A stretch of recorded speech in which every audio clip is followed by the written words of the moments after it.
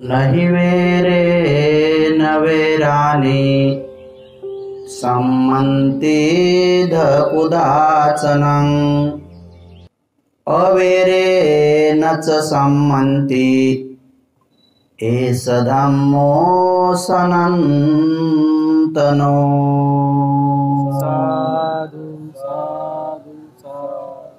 वैराने वैर कधीही शांत होत नाही, अवैराने मैत्रीनेच त्या वैराला जिंकता येते।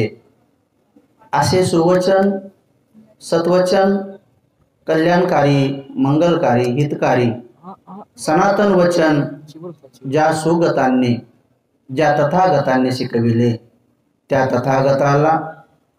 तथागताच्या सद्धम्माला, तथागताच्या आर्य श्रावक संघाला त्रिवार अभिवादन करतो। ज्यांच्यामुळे आपणा सर्वांना हे 3 रत्न लाभले असे विश्वरत्न बोधिसत्व डॉक्टर बाबासाहेब आंबेडकर यांच्या समग्र धम्मक्रांतीला शेवटच्या श्वासापर्यंत समर्पित राहतो।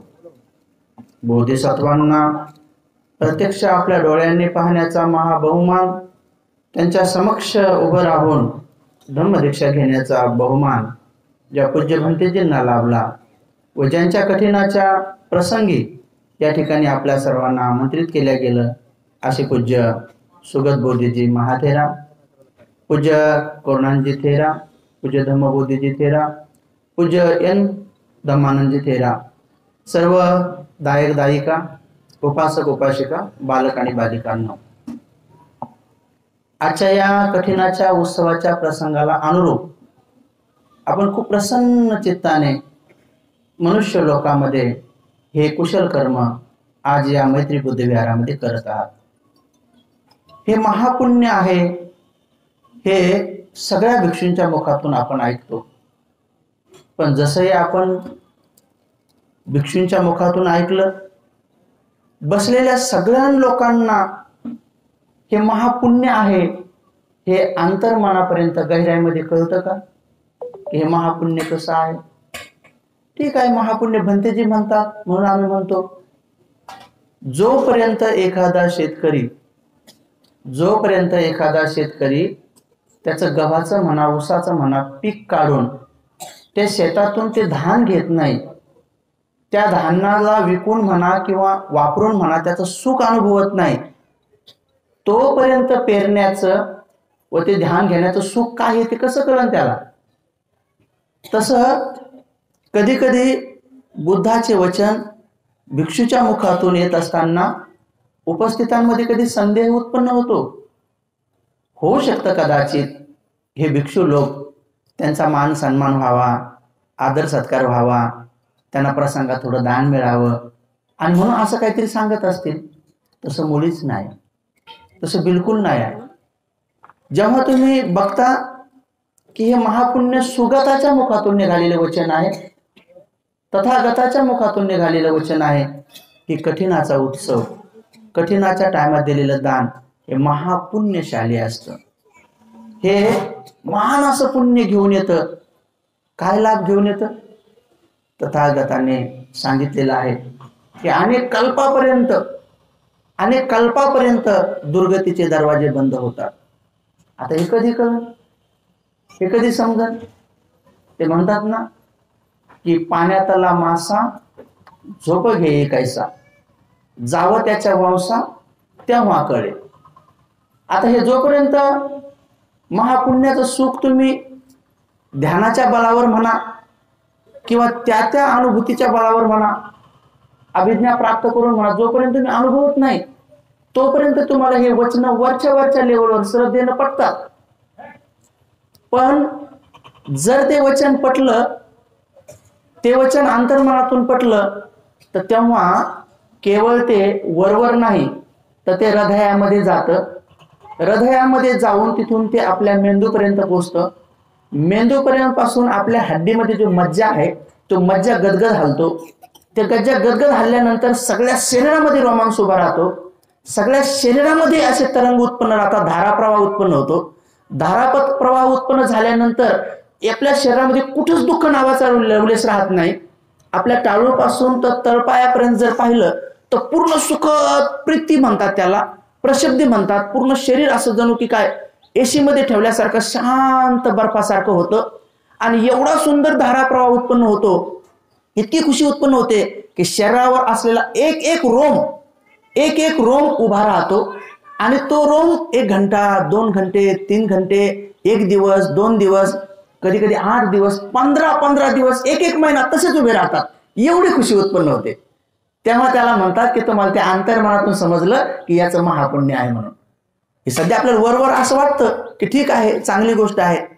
अनेक लोकांना तर कधी कधी त्यांच्या नावाची थोडी प्रशंसा केली तेव्हाच बरं वाटतं. तो कार्यक्रम तेव्हा चांगला वाटतो जेव्हा त्यांचं नाव कुठं ना कुठं घेतलं. जोपर्यंत त्यांचं नाव नाही घेतलं ना, किती चांगला कार्यक्रम होऊ द्या, नंतर विचारलं कसं झालं, बाई आपल्याला नाही पटला, आपल्याला नाही पटला, तुम्हाला पटला समजाय, किती चांगला होऊ द्या, आपल्याला पटलाच नाही म्हणतील ते. का? कारण त्यांना ते बुद्ध वचन, ते सत्य, ते दानाची प्रशंसा, त्या हड्डीतल्या मज्जापर्यंत विशाखाला विचारलं होतं, विशाखे का तू 500 भिक्षूंना भोजन दान देतेस, का रोज तू 500 भिक्षूंना परिष्कारांचं दान करतेस, का तू भिक्षुणीसाठी बाथरूम बनवल्यात, का तू सगळ्या भिक्षूंना अशा प्रकारची वर दान करेन रोज मरेपर्यंत असं अधिष्ठान केलं. तर भगवान कारण ते दिल्याने मला खुशी उत्पन्न होईल. मग खुशी उत्पन्न झाल्यानंतर मला आनंद उत्पन्न होईल.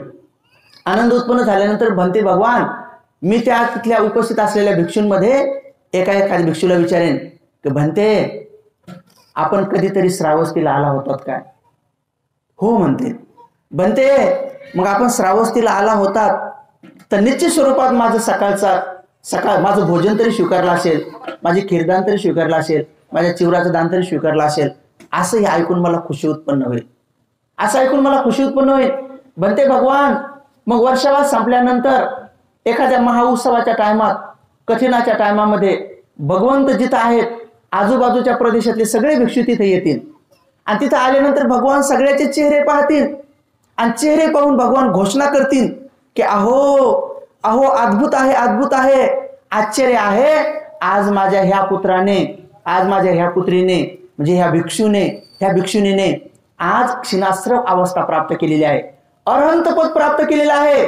जे करणीय आहे ते आता त्यांचं सगळं करून संपलेलं आहे.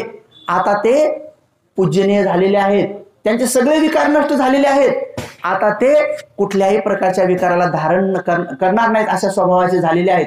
जेव्हा ते घोषणा करतील तर ते असंही म्हणतील अहो किती पुण्य आहे की हे भंते जे आमक्या गावात होते तर ही आमकी उपासिका आहे, तिनं खूप श्रद्धेने त्या भंतेजीला जपलं होतं, खूप श्रद्धेने त्या भंतेजीला भोजन दिलं होतं, त्यांच्या ध्यान करण्यासाठी सुविधा उपलब्ध करून दिली होती, त्यांच्या आरोग्याची काळजी घेतली होती. अहो किती महापुण्य आहे, हे उपासिका सुद्धा असुरतापन्न झाली असं घोषित करतील.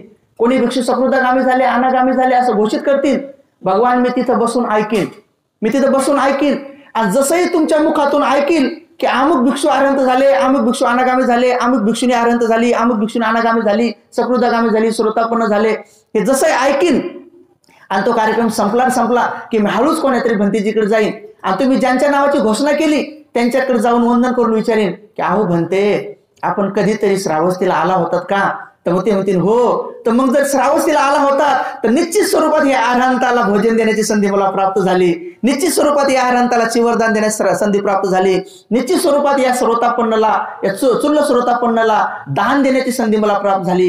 हे ऐकताक्षणी भगवान माझं पूर्ण शरीरामध्ये रोमांस उभा राहून जाईल, माझ्या हड्डीमध्ये मज्जामध्ये सुद्धा सुखद वेदना उत्पन्न होऊन जातील, माझ्या शरीरामध्ये कुठंच अशी वेदना राहणार नाही.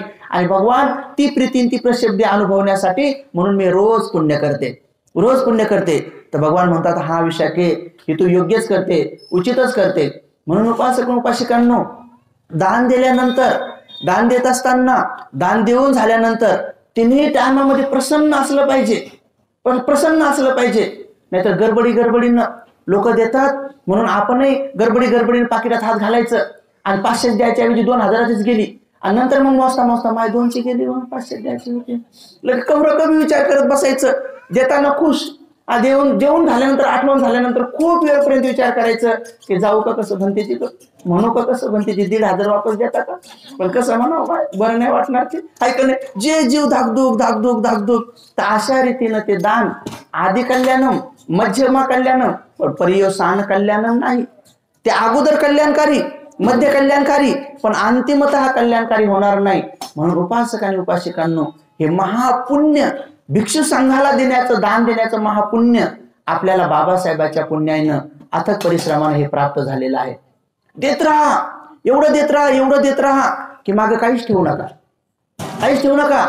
जेवढं देता येईल तेवढं देऊन जा, भरभरून देऊन जा. जेवढं जेवढं देसान तेवढं तेवढं मेल्यावर आपल्यासोबत पुण्य बनून येतंय. जेवढं जेवढं इथं ठेवलंय ते कोणाच्या हवाली लागते काही सांगता येत नाही. तुम्हाला जे व्यक्ती आवडत नाही त्याच्याच हवाली लागू शकते एखाद्या दिवस. जे तुम्हाला प्रिय नाही, कितीतरी सासा सोनं भरपूर घेतात आणि अंतिम इच्छा ठेवतात की माझ्या सोनाला कसंच नाही भेटलं पाहिजे, तिच्याच हातात पडतंय सगळं. त्यांची अंतिम इच्छा पूर्ण होत नाही. पण त्या अगोदर जर त्यांनी म्हटलं की कोणा भंतीजीनं कुठं काही सोन्याचं काम ठेवलंय का, सोन्याचं काही चैत्य बनवू लागलेत का, कुठं काही स्तूप आहे का, अशा पद्धतीने जर काम सुरू असेल तर ते भरभरून भरभरून सोनं देऊन टाका की जेणेकरून तुमच्यासोबत ते पुण्यक्षेत्र येईल.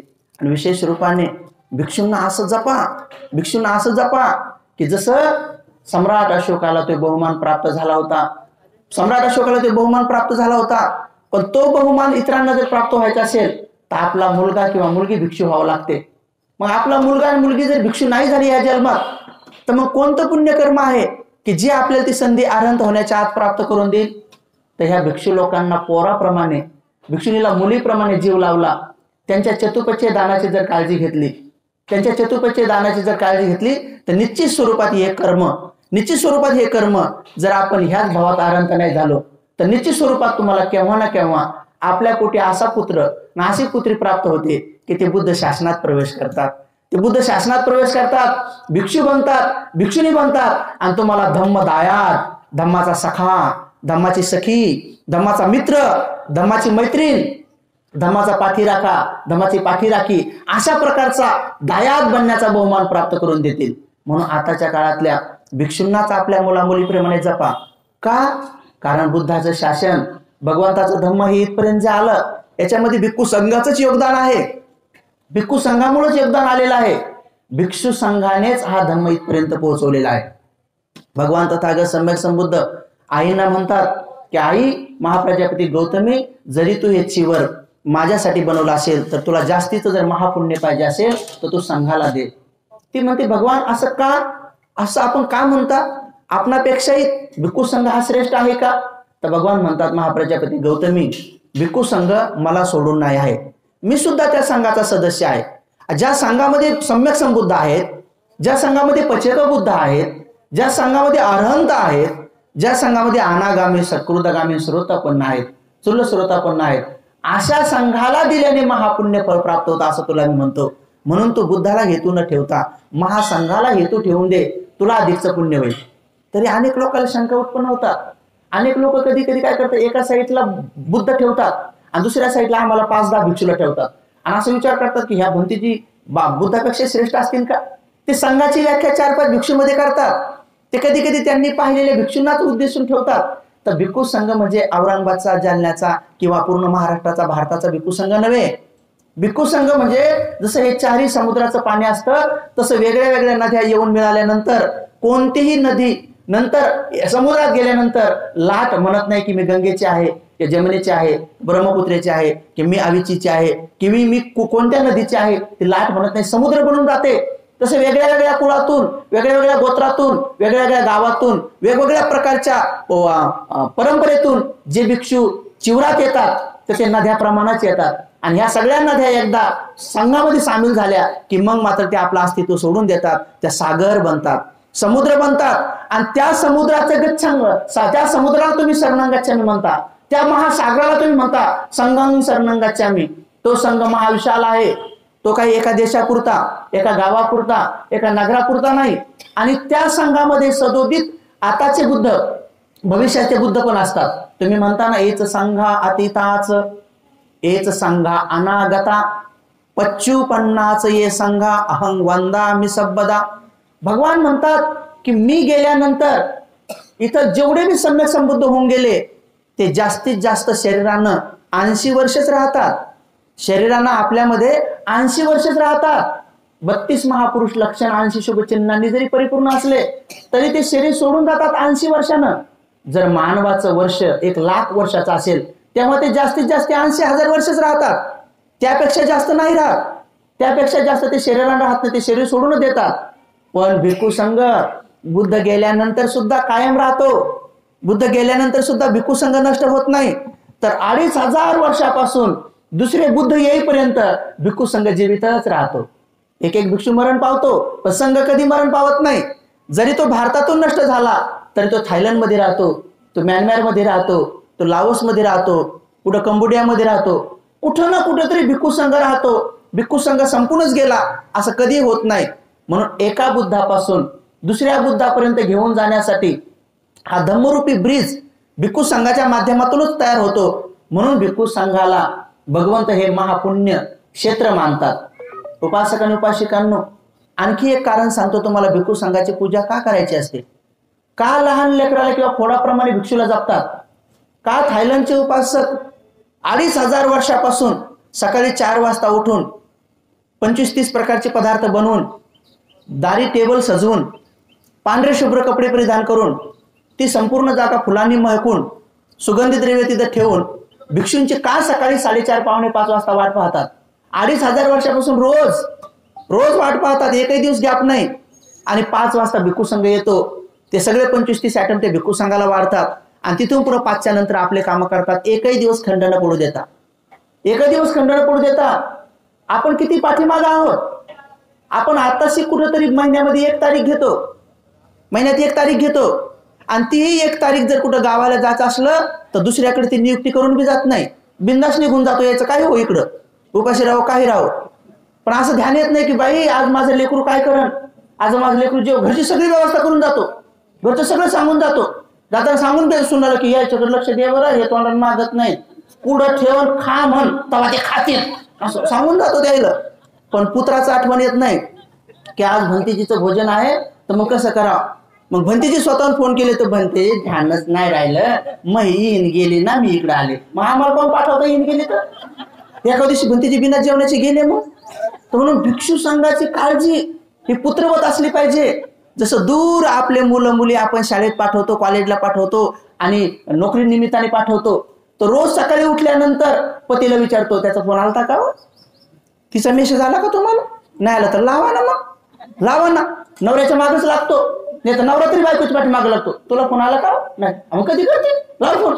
जे पोरा पोरीला फोन करतात दिवसभर, रोज फोन करतात, दिवसातून 2दा करतात 3दा करतात. घरी जे केलं ते व्हिडिओ दाखवतात, व्हिडिओनं काय काय केलं ते घरी दाखवतात, हे केलं ते केलं, तू बी तिकडे आणून खाय. भंतीजीला असं एकदा बी फोन करत नाही.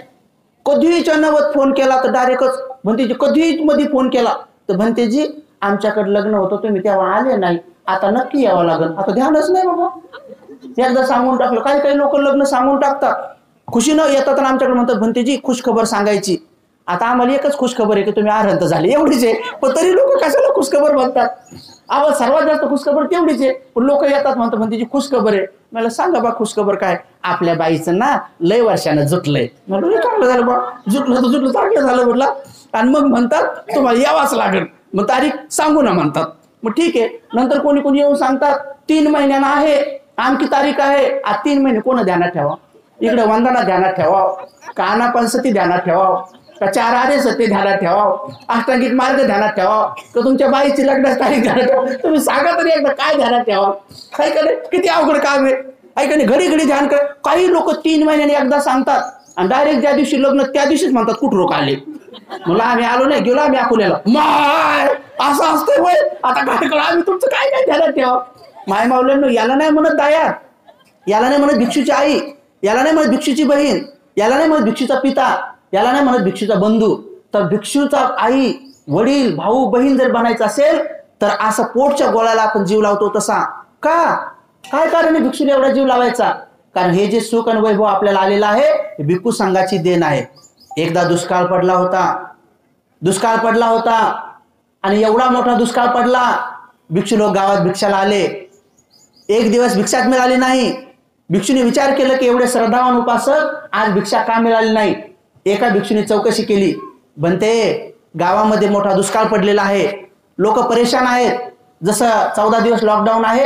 आणि त्या टायमात जर भंतेजी कोणाकडे गेले तर ज्याच्या घरात काहीच नाही आणि त्यांना जर जाऊन म्हटले की थोडं एखादं पोतं गहू देता का? पण ते जी देवा तर लय वाटतंय, पण आमचेच लय हाल आहेत, काय करायचं नाही. पाहिलं तुम्ही लॉकडाऊन मध्ये किती परेशान.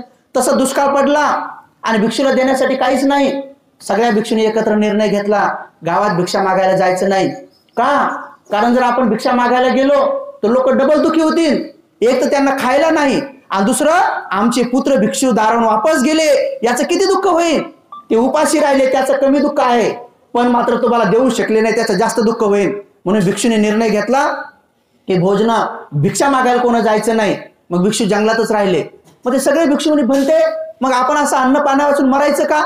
तर एक भंतेजी म्हणाले नाही, आपण मरायचंही नाही. कारण आपलं मरण हे साधारण मरण नाही. आपलं मरण हे साधारण मरण नाही. गावातले 1 लाख लोक मेले, गावातले 1 लाख लोक मेले तरी बुद्ध शासनावर परिणाम होत नाही. पण एक भिक्षू, धर्माला धारण केलेला एक भिक्षू जर मेला तर बुद्ध शासनावर परिणाम पडतो. त्यामुळे गावातले 1 लाख लोकांना जपण्यापेक्षा तुम्ही एका बुद्ध शासनाच्या भिक्षूला जपा, कारण ते बुद्ध शासन टिकल्या जातं. गावातले 1 लाख लोक गेल्यानंतर फार पडतं कोणाचे भाऊ बहिणी जातील. याचा अर्थ असा नाही का आम्ही 1 लाख लोक मारा म्हणू लागलो. मारा नाही, सांगतो की ते एक भिक्षू जर जतन केला तर एक भिक्षूमध्ये बुद्धाचं शासन असतं.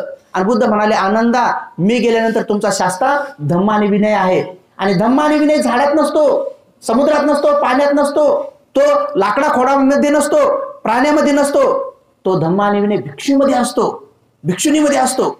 आणि त्या बुद्धाला आपण पूजा करत असताना म्हणतात की भिक्षूंनो आपण गावात भिक्षा मागायला जायचं नाही. मग काय करायचं? जगलं तर पाहिजे, कारण तेव्हा पुस्तकं लिहिलेले नव्हते, त्रिपिटक लिपीबद्ध झालं नव्हतं, तेव्हा कंठस्थ करण्याची परंपरा होती. अनेक भंते जे असे होते की आताच्या काळात जे अभिधम्म पिटक आलाय, जे तुम्ही महासती पट्टण सुत्त म्हणतात, पहिलं ध्यान, दुसरं ध्यान, चौथं ध्यान, आकाशा येतनं, अकिंचन येतनं, संज्ञाना येतनं, नेव संज्ञाना, हे 4थे ध्यान म्हणजे 8वं ध्यान. आणि याच्या पलकडची अवस्था लोकोत्तर अवस्था, जे भंतेचे नाव ठेवलं तिकडे विहाराचं लोकोत्तर अवस्था, लोकी अवस्थेच्या पलकडची अवस्था जी प्राप्त होती, हे सगळं अभिधम्म पिटक, हे 121 चित्त, हे 52 चित्त प्रवृत्त्या, हे सगळं तुम्हाला प्राप्त झालं नसतं जर ते भंतेजी जगले नसते तर. कारण त्यांच्या एकट्याच पाठ होतं.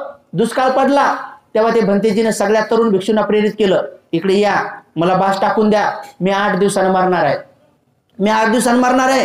कारण म्हातारा असल्यामुळे माझ्यामध्ये चरबीचं प्रमाण कमी आहे, मी लवकर मरणार आहे.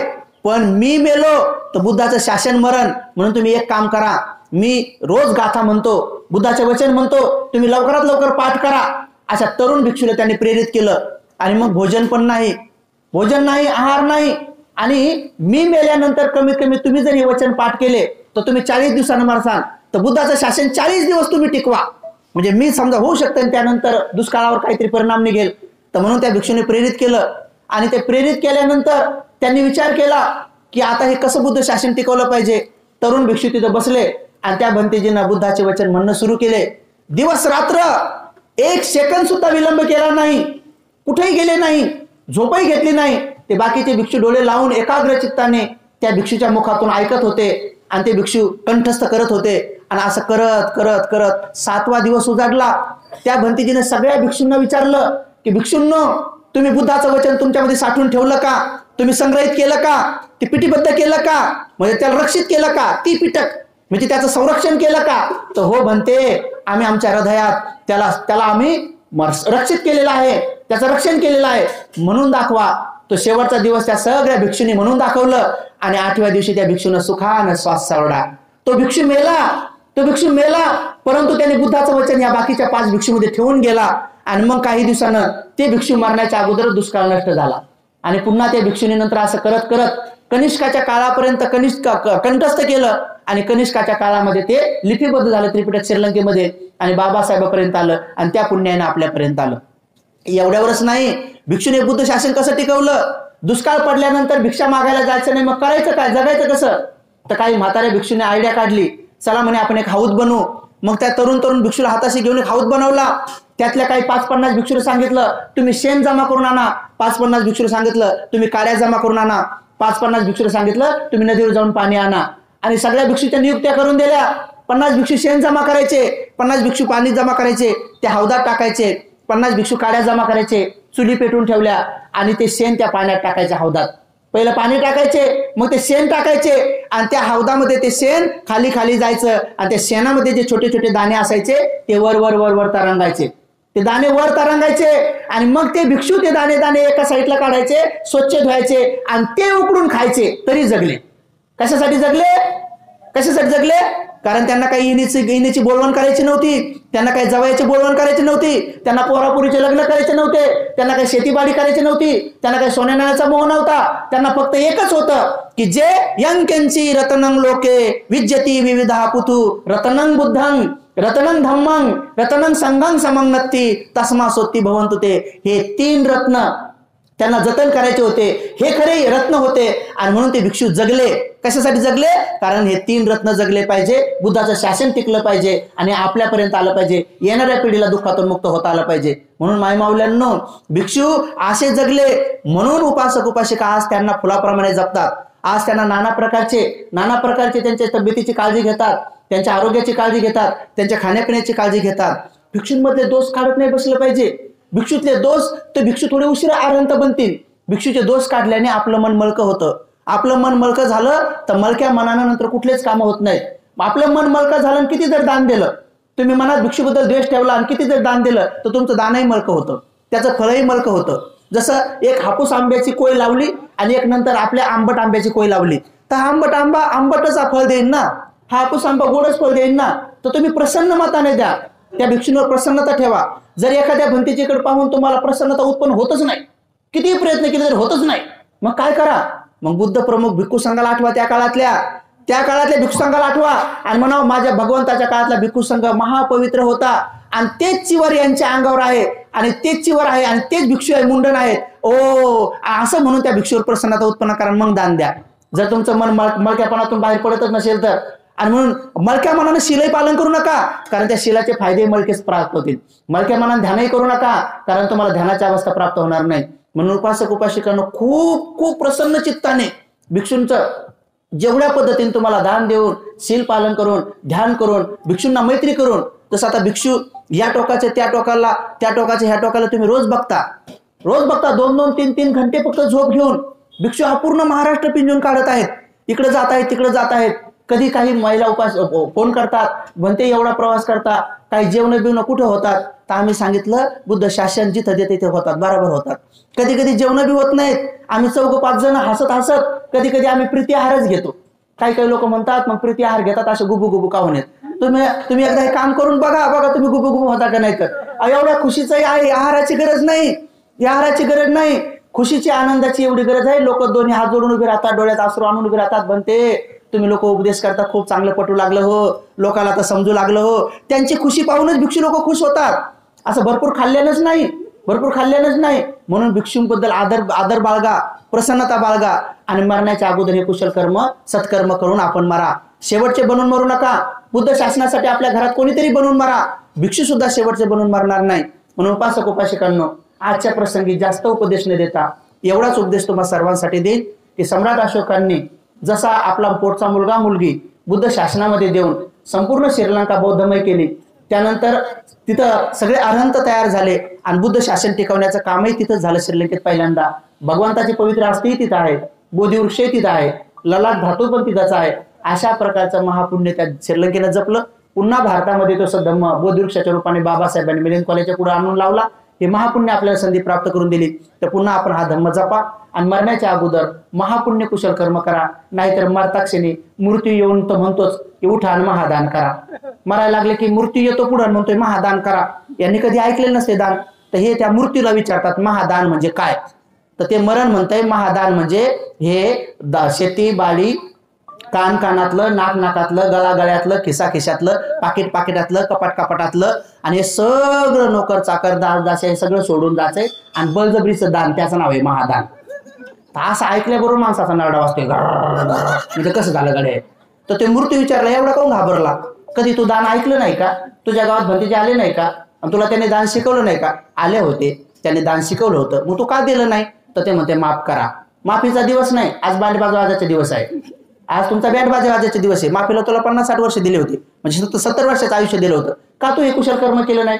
आता आज तुला हे लेकरं बाळ बायको पोरं नाते गोते हे बी सोडून जायचे. असं म्हणल्यावर तर मग तर त्याला गुचकी सुरू होऊन जाते.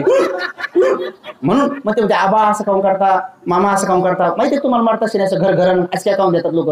त्याला मृत्यू प्रश्न विचारतो त्यांना, पण ज्या लोकांनी दान दिलेलं असते त्यांना माहिती आहे सगळं सोडून जायचंय, मूर्ती म्हणते चला तर ते म्हणजे चला तर चला, आम्हाला पहिलेच माहित होतं, कारण प्रमोशन दिसतंय ना पुढं. जे लोक दानी असतात, सिलवान असतात, प्रज्ञा असतात, समाधीवान असतात, त्यांना मृत्यू दिसतो अगोदर, ते कुठं जाणार आहेत काय जाणार आहे ते सगळं दिसतं. हे ऑफिस सोडून पुढच्या ऑफिस मध्ये गेलो, तिथं जर प्रमोशन आहे तिथं आपण बॉस आहे, ऑफिस सोडायला काय भीती वाटेल का? जुने कपडे टाकून देताना नवे जर कोणी दिले म्हणले सोडणार हे साडी जुनी झाली नवी घे, तर पटकन काढून टाका वाटते की नाही? कारण नवीन घेताना तसं प्रमोशन होताना प्रसन्नता वाटते, म्हणून मूर्ती म्हणते चला तर पटकन जातात काही काही लोक. आणि बळजबरीचं मरण म्हणल्यावर काही जाऊच वाटत नाही. मूर्ती म्हणते चला, नाही म्हणते नाही, ते म्हणते चला, हे म्हणते नाही, मग नाही हो मध्ये काय होतं, अशी वडातान होती. ते नाही का 8-10 पुरी कमराला धरू तिकडच्या पुरी अशा कमराला धरू हाताला धरू वाढत नाही इकडं तिकडं, आणि वाढता नंतर दन पडून जातात. तसंच मूर्ती म्हणते चला चला, नाही म्हणते नाही, ते म्हणते हो नाही हो म्हणजे बळजबरी इच्छा नसताना, नाही तर मग नाही हो म्हणजे डोळे वाचून पाहिलं तुम्ही, नाही हो हे बळजबरीचे मरण म्हणजे असे येतात. पण जे प्रसन्न असतात तर आपण म्हणतो बाई अशी झोपली जणू काय झोपी गेली, बाई असा मेला जस काय झोपी गेला, कालच तर बोलले मला, आणि असे टवटवीत बोलले, तर असे लोकांचे मरण होतात. नाही तर काही लोकांचे मरण असे होतात मेल्यावर बी भांडणं होतात. एक माणूस मेला तरी बायको शेवटपर्यंत भांडत होती, मेल्यावर बी भांडत होती. बाई ऐकलंच नाही व, जीवनभर नाही ऐकलं पण रात्री पण ऐकलं नाही ना, चला म्हणलं तरी म्हणजे काय झालंय मला ना, आता गेले व काय झालं म्हणजे मला, गोळ्या द्यायच्या तर फेकून द्यायचा ना बुवा, हे नका खाऊ ते नका खाऊ, तर म्हणायचे तूच खाय ना, मला खाऊ देत नाही ना, आता कसं झालं व असं म्हणून भांडण मरेच तो भांडण केलं. कोणाचंच ऐकलं नाही बाई, पोरीच ऐकत होते पण पोरगी तिकडे गेली बा, ती असती तर 2 दिवस जगला असता ना, असं म्हणून तर भांडू घेतलं. मेल्यावर बी भांडलं. बरं त्याच्या संग भांडण केलं पण नंदा आल्या त्याला बी भांडल्या.